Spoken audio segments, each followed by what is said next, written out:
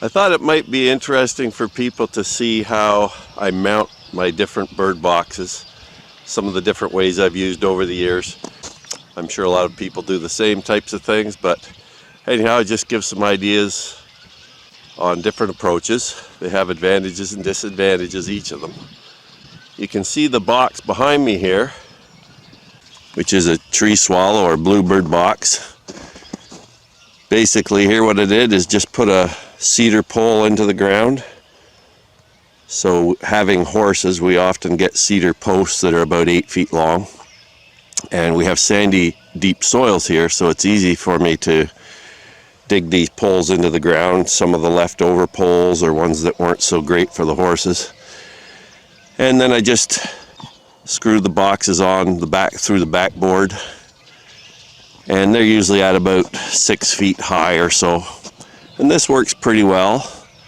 Sometimes I'll put a predator guard type thing on the pole, as you'll see in a second.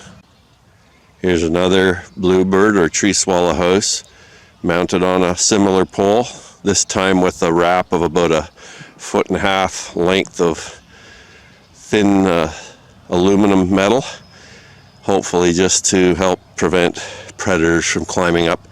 As long as I put the poles in a fairly open area away from trees and other shrubbery, I tend not to have too much problem with predators climbing up the poles.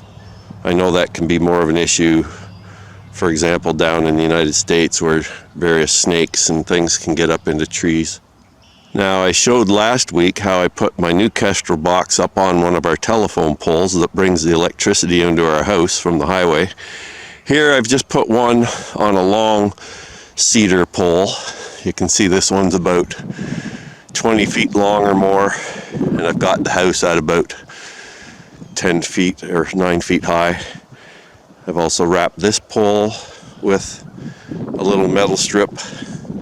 Again, this is out in our pit, away from close by trees or anything. And the kestrels have used this area a number of times for nesting. This shows another tree swallow bluebird type box. This time I've mounted it on electrical conduit. When you're using a small box like this, you can get away with a single piece of electrical conduit, 1/2 inch diameter. And you can see how I've attached it at the back of the house. There's a thin machine bolt that exits the house and goes through the conduit at the top. And then there's a U-bracket or a plumbing bracket that screws into the box from the bottom just to secure it. And then as far as on the ground, so the conduit itself doesn't go into the ground, but it's attached to a T-bar. You drive the T-bar into the ground about 2 feet, and then you can attach this conduit to it either with fencing wire through holes that you've pre-drilled into the conduit, or you can use the plumbing clamps, screw clamps, which I'll show.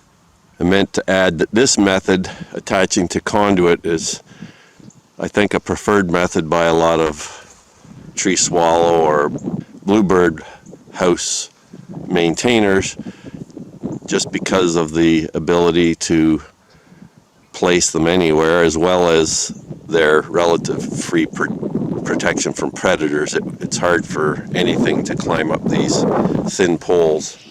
Making use of existing fences to mount houses is the most easy method, I guess. So on the farm here, I've mounted quite a few of my bluebird houses on poles that are part of the fencing structure itself.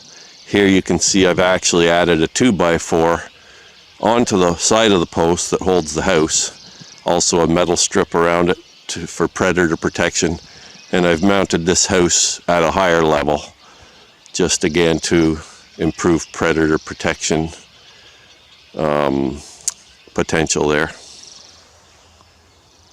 Here's a larger house, again mounted on the electrical conduit that I showed earlier, but being a larger house, it's typically recommended that you use 2 pieces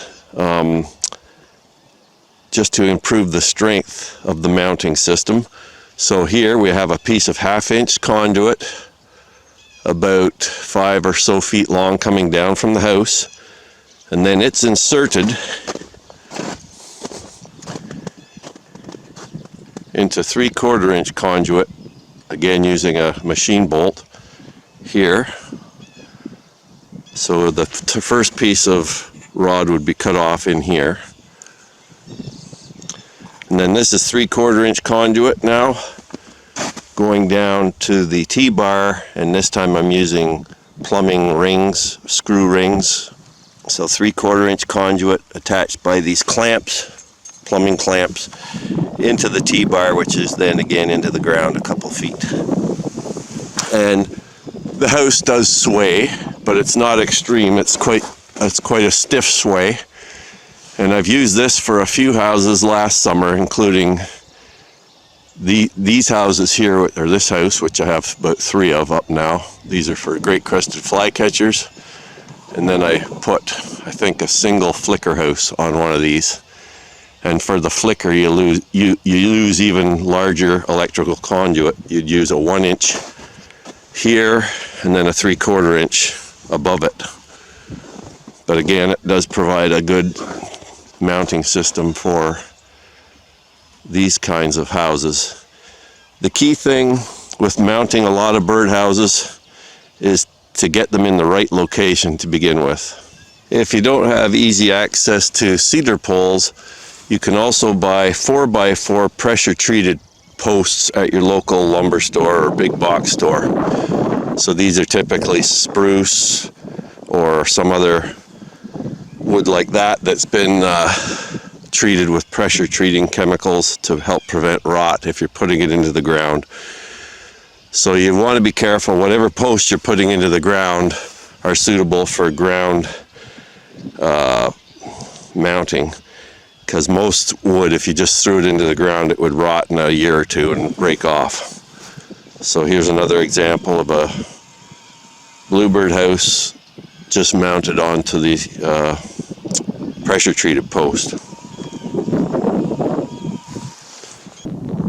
Shows another kestrel house I have out in our horse pasture, and this one I mounted on a 6x6 pressure treated post, just because it's a fairly large house and I didn't want any chance of the horses negatively impacting with a smaller post.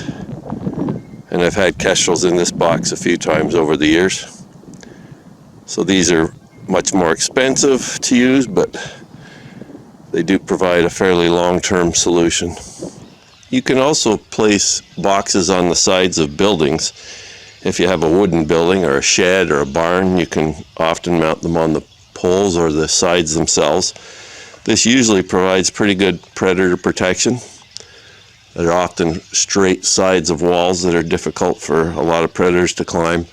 Also, sometimes the interaction of the farm animals can help keep certain predators away. When placing the box, there's a number of factors you really need to keep into consideration. For things like bluebirds and tree swallows, they prefer a fairly open area, devoid of really close vegetation to their nesting structures. So I try to keep those boxes, well out in the open, probably 30 to 50 feet away from any major vegetation like shrubs or trees. I used to put them sometimes on tree trunks, but that's generally not regarded as good practice, just again because things like squirrels can climb up the trees and get into the boxes fairly easily. I also have a lot of my bluebird boxes along sections of our horse fence through main field areas, so they're well out in the open. Here, if you tend to put a box close to shrubs or trees, you can almost be assured that house wrens will get into them at some point in the summer. So even though a bluebird or a tree swallow might get into the box originally, the wrens can get in there later. I don't have a big issue with wrens using houses, and I actually put houses up for them in certain areas, like where it's more shrubby and treed. There's also the aspect, as I mentioned before, of predators, which tend to frequent, more shrubbed and treed areas that would be near houses. So again, a reason to keep them away to a large degree from those types of structures. Another thing is if you do have starlings or house sparrows close by, it's hard to keep them out, but again, if you can put the boxes in more natural settings, away from, in that case, away from buildings and houses and stuff like that, because house sparrows and starlings tend to hang around human habitation more closely than some of the other birds that you might be trying to attract. So here's an example of which I was just speaking, about mounting houses in trees. Again, not the best thing to do. I put this originally here for great crested flycatchers, thinking they'd like the under canopy of the tree. And they did check it out a few times, but this is also close to our house, so basically I think all I ended up with in there was a pair of starlings at some point. So I'm probably going to move this house. And the other problem with mounting on trees, as you can probably see here, as the tree grows, it pulls the screws into the wood, or pushes basically out on the mounting part of the box, and then it'll push it right off the tree after a few years if it's a young, fast-growing tree. So not a great idea, even though I did use this method for many years when I was a kid, and it worked pretty well. I would generally put them on the lower stretches of tall ash trees that didn't have many branches, and for the most part they were successful, but most people recommend not really mounting on tree trunks.